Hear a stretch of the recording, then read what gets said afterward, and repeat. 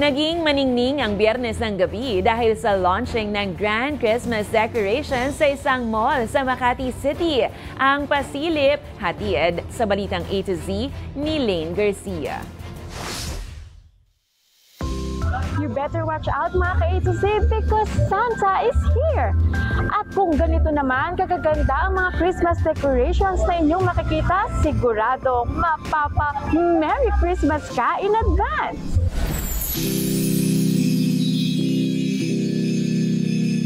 Sino nga ba ang hindi mapapamangha sa mga makukulay at nagagandahang Christmas decoration na bumida sa gabing madilim? Tulad ng mga kumukuti-kutitap na ilaw na nagbibigay ningning sa Christmas launching ng mall sa Makati ngayong Biyernes. Kaya naman hindi nakatakatakang kahit saan ka lumingon, may tila bituing kumukuti-kutitap everywhere. Perfect spot ito para sa mga mahilig mag-selfie.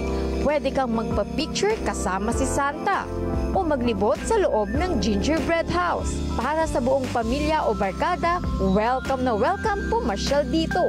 No dull and boring moments dahil bawat palapag puno ng nakakabighaning palamuti.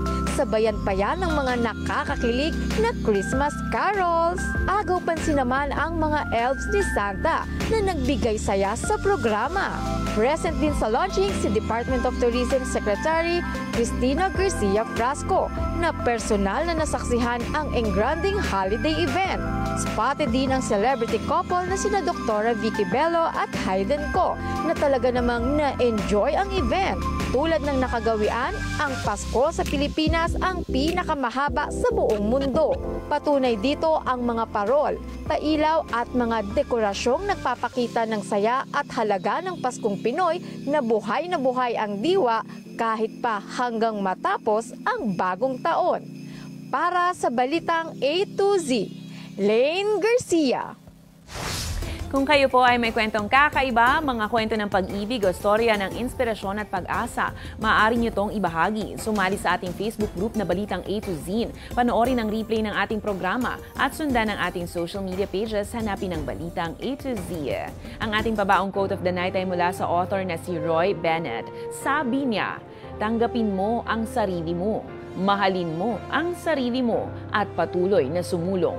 Kung gusto mong lumipad, kailangan mong bitawan ang mga bagay na nagpapabigat sa'yo.